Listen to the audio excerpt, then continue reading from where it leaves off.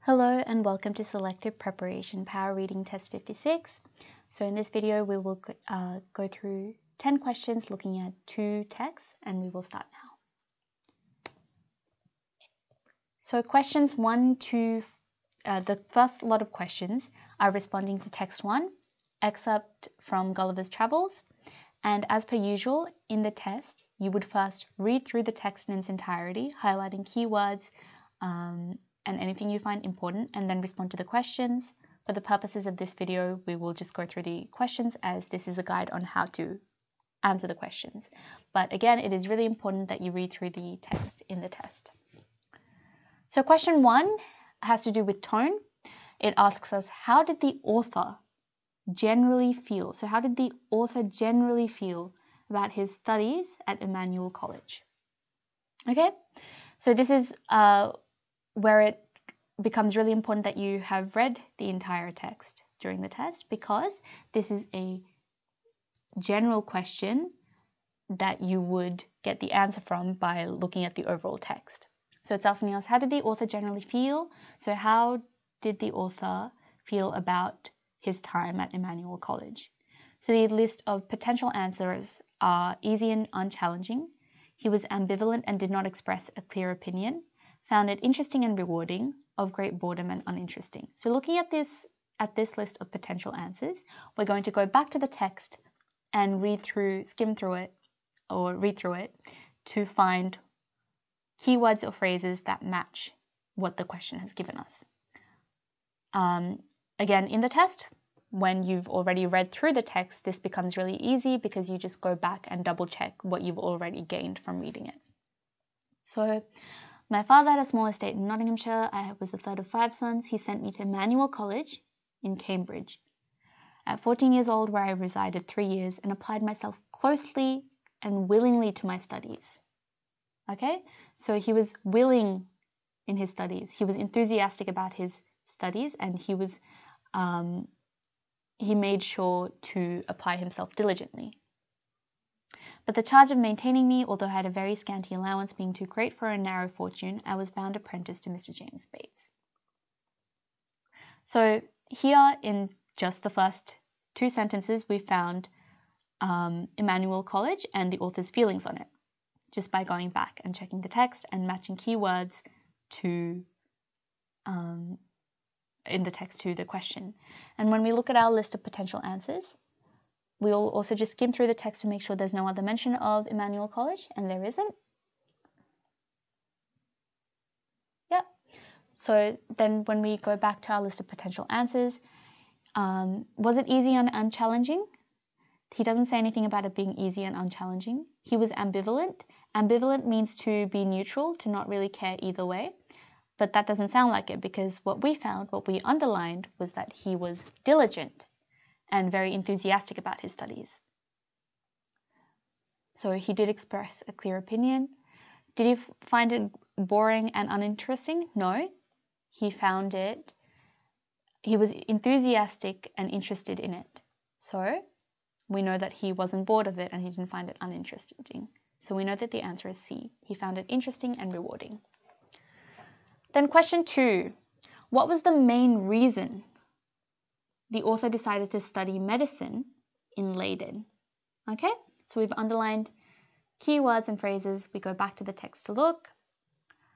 Before we do that, we'll read through our list of potential answers so that we know generally what we're looking for. It might be that he felt that he was bound for this year and it would be an asset. It might be that it was beneficial to get him out of his financial situation, fulfilling his father's wish for him to become a doctor, or to impress his wife's family who were in the medical profession. So what we are going to do is we're going to go back and look for medicine and Leiden. Those are our key phrases, or our buzzwords. And again, this is where having already read the text comes in handy, because you know generally where it is. And we find Leiden here. When I left Mr. Bates, I went down to my father, where by the assistance of him and my uncle John and some other relations, I got £40 and a promise of £30 a year to maintain me, so to keep him, at Leiden. There I studied medicine 2 years and 7 months, knowing it would be useful in long voyages. Okay, so the reason is that he thinks it would be useful in long voyages of the sea. So our answer is A. Question 3 asks us for the author's opinion. What was the author's opinion of his colleagues in the medical profession? And once again, same process. We go through our list. We've underlined key words and phrases, our buzzwords, so to speak, and then we look through our potential answers. A, believed that too many of them engaged in malpractice.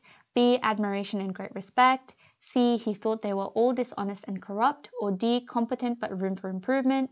Now we're going to go back to the text and find what matches. So remember, we're looking for buzzwords of colleagues and medical profession. Soon after, I was recommended by my good master, Mr. Bates, to be surgeon to the Swallow. And we keep looking.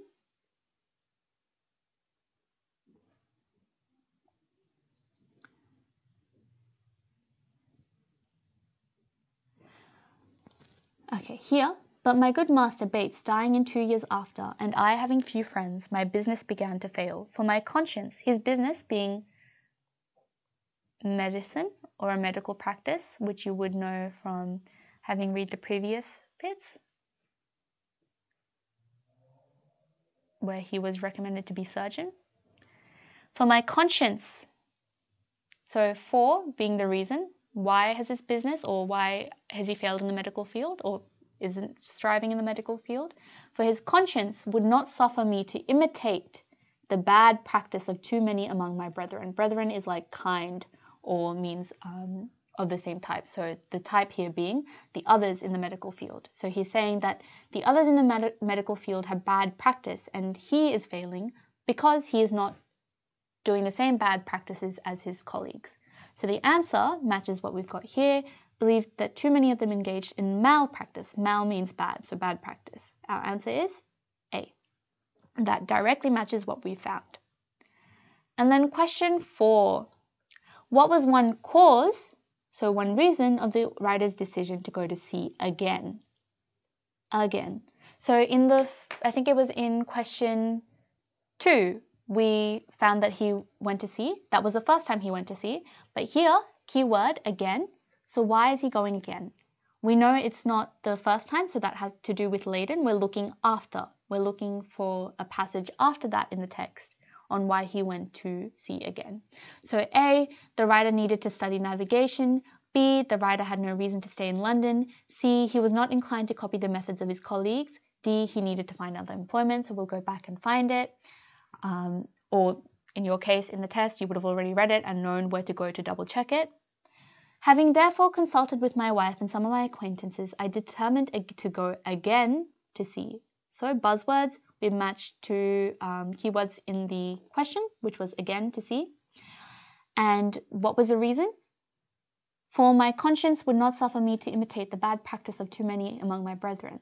Having therefore, his colleagues, he went to sea again, which matches our answer, C. He was not inclined to copy the methods of his colleagues. All right, and that brings us to our second passage, which is the evolution of electric cars. And this is a closed passage. So a closed passage, spelled C-L-O-Z-E, close passage, is where you have to fill in the missing sentences from the given options in the question. So if we read the instructions, the text above has 6 parts removed from it. Choose sentences from the list below, A to G, that best fill the gaps which match the numbers in the text, 5 to 10. There will be 1 extra sentence that is not needed. 4 choices will be given for each gap. So again, you would read through the text in its entirety before responding to the question. Here we will just go through the questions, or how to answer the questions, or how to approach the questions for the purposes of this video. So question 5. We are looking at question 5, and the options given are B, statements B, C, E, or G. For a closed passage, what we're going to do is we're going to try and substitute each of these statements into the missing part to see what makes the most sense. So let's try and substitute B into 5. And what we're going to do to substitute it is read the sentence before and after B. Notably, the first electric vehicle was built by Thomas Davenport in 1834, which was a small locomotive powered by a small electric motor. However, the high cost of production was a major deterrent. In the late 19th century to early 20th century, several inventors and engineers, including Thomas Parker, Thomas Edison, and Ferdinand Porsche, made advancements in electric vehicle technology.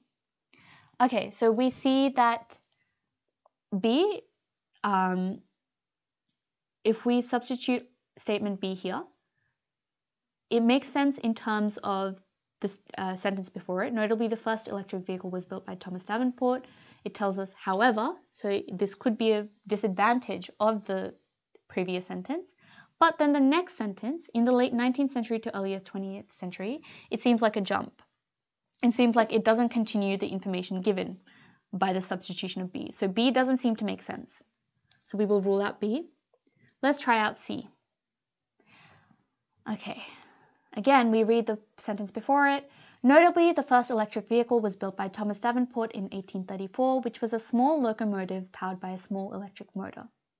Advancements in battery technology and the growing awareness of environmental issues in the late 19th century to early 20th century. Already that doesn't seem to make sense. This seems like the beginning of a sentence. It feels like it's not adding any information to the sentence before and after its substitution. It just seems very out of place, so it doesn't seem to be C. We can rule out C. Let's try and substitute E. Notably, the first electric vehicle was built by Thomas Davenport in 1834, which was a small locomotive powered by a small electric motor. Okay? Adding another innovative attempt to the long list of electric car development. That also, again, already doesn't make sense because here we're talking about the first electric vehicle, but then E talks about the long list of electric car development. This talks about the first development, but E, substituting E, jumps to a long list. We haven't talked about the long list yet, so E doesn't seem to make sense. Then we try G. Notably, the first electric vehicle was built by Thomas Davenport in 1834, which was a small locomotive powered by a small electric motor. This early attempt at electric transportation was limited in range and practicality as it required frequent recharging and had limited power. In the late 19th century to early 20th century, several inventors and engineers. Okay, just from substituting G in and reading the sentence before and after it, it seems to make sense. It continues the information given in the sentence before its substitution, and it doesn't seem like it's a big jump to go on to the next sentence, which is this one. So G seems to make sense here. Our answer for 5 is G. Statement G, option D. Then we go on to 6. Can we rule any of the options out? No, because we have G isn't one of the options for 6. So we're going to try and substitute all of these options into 6. Okay, 6. Let's try and substitute A. But before that, we read the sentence before it. Edison in particular worked on developing a practical electric car battery that could provide sufficient power and range for everyday use. The increasing concern for climate change have further accelerated the demand for electric vehicles as a sustainable transportation solution.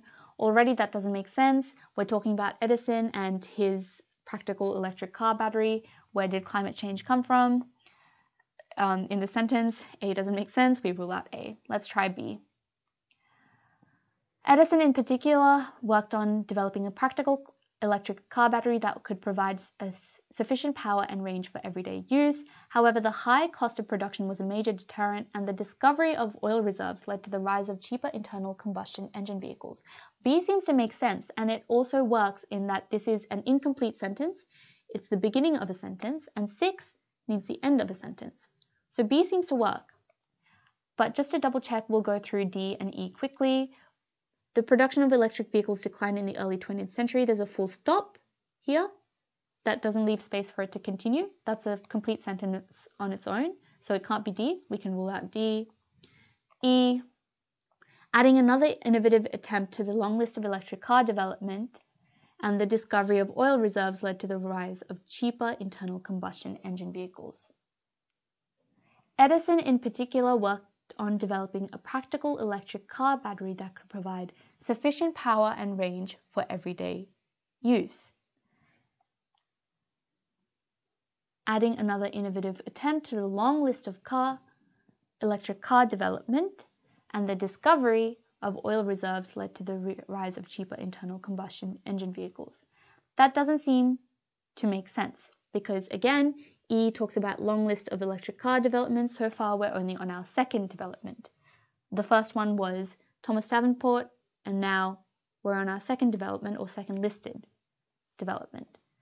So B seems to be our answer. Okay? Then let's try 7. Can we rule out any of the options? We can rule out G because G was our answer for question 5. So we're going to try and substitute A, C, and D. Okay, so the statement before it was, however, the high cost of production was a major determinant, and the discovery of oil reserves led to the rise of cheaper internal combustion engine vehicles. And then question 7, let's try out our options. The first one is A. The increasing concern for climate change have further accelerated the demand for electric vehicles as a sustainable transportation solution. Electric vehicles started gaining traction again in the late 20th century. That doesn't make sense. We're looking for a sentence beginning here that would fit with what we've got here. And climate change, again, seems to come out of nowhere because the previous sentence wasn't talking about climate change, and then the information after also doesn't address climate change. So we can rule out A. Let's try C. Advancements in battery technology and the growing awareness of environmental issues. Electric vehicles started gaining traction again in the late 20th century. That doesn't make sense. It seems like it's missing a conjunction. It seems like 2 separate sentences or 2 separate sentence beginning and endings in terms of just missing a conjunction like and or so or for. So we can rule out C. Let's try D. The production of electric vehicles declined in the early 20th century. Electric vehicles started gaining traction again in the late 20th century. Okay, so out of all of our options, that seems to make the most sense. Because D, that seems to make the most sense out of all our given options in terms of it flowing with the information that we're given, because it's talking about the same information. Electric vehicles started gaining traction again in the late 20th century. Right? So our answer is D. And then we go on to question 8. And our list of answers, we can rule out B. So we're going to try and substitute C, E, and F. Let's try C. However, due to various challenges, including limited range and lack of charging infrastructure, the production of EV1 was discontinued in 1999, and the remaining vehicles were recalled and destroyed. Substituting C. Advancements in battery technology and the growing awareness of environmental issues. That doesn't seem to make sense because it's not a complete sentence on its own. So C doesn't make sense. Let's try E. However, due to various challenges, including limited range and lack of charging infrastructure, the production of EV1 was discontinued in 1999, and the remaining vehicles were recalled and destroyed, adding another innovative attempt to the long list of electric car development. Okay, that doesn't seem to make sense either, because here it's talking about something being recalled and destroyed, not another addition or creation of in development. Then let's try F. The global demand for electric vehicles has been steadily increasing as a result of this. So, However, due to various challenges, including limited range and lack of charging infrastructure, the production of EV1 was discontinued in 1991, and the remaining vehicles were recalled and destroyed. The global demand for electric vehicles has been steadily increasing as a result of this. That seems to make sense. The most sense out of all our options, so we put in F. Our answer is F. Then let's go on to question 9. We can rule out option F. And we are going to try and substitute A, B, and C. Question 9. Major automakers are offering affordable and high-performance electric vehicles to the market. The increasing concern for climate change have further accelerated the demand for electric vehicles as a sustainable transportation solution. Governments and organizations around the world are also promoting the adoption of electric vehicles through incentives such as tax credits, subsidies, and investment in charging infrastructure. So A seems to make sense there. Oh, we can also cross out B. And B there. A seems to make sense there. Let's try C. Major automakers are offering affordable and high-performance electric vehicles to the market. Advancements in battery technology and the growing awareness of environmental issues. That doesn't seem like a complete sentence, so our answer seems to be A. So 9 is A. Then 10, we can rule out A. We can rule out F. Now we substitute C and E. So C and E. Advancements in battery technology and the growing awareness of environmental issues. Despite the progress, challenges still remain for electric vehicles, including the high upfront cost, limited charging infrastructure, and concerns about battery life and recycling. That doesn't seem to make sense, so we're going to try and substitute E. Adding another innovative attempt to the long list of electric car development. Adding another innovative attempt to the long list of electric car development. Despite the progress, challenges still remain for electric vehicles. That seems to make sense because it follows on from information in the last paragraph, which had been talking about the development of lithium-ion batteries.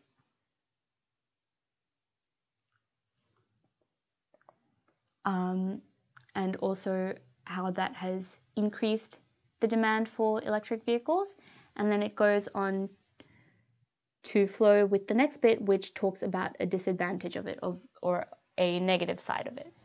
So then our option for 10 is E, and that's all our answers. All right, now key points from this test are: for closed passages,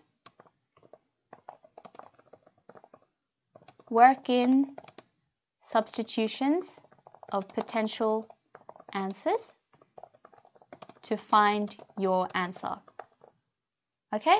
And this relates to reading the text. Make sure to always read the text. Always read the text. You will always find the answer in the text in English or reading comprehension tests. And then let's just going through our previous questions. Make sure to underline keywords and phrases in the question to match with keywords and phrases in the text, like we did for question 1 with tone. So match keywords and phrases in the question with keywords and phrases in the text.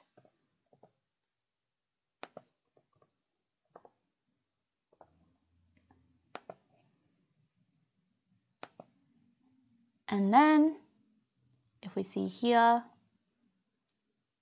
if we just look through all the work that we've done so far, we can see that this is exemplary of that. We always found the answer by underlining our questions and then our text, or our text and then our question. And then our last thing is that we always checked all our answers to double check that they were the correct answer. So double check that the answer you have found is the answer to the question. That is, consider all the options. Rule out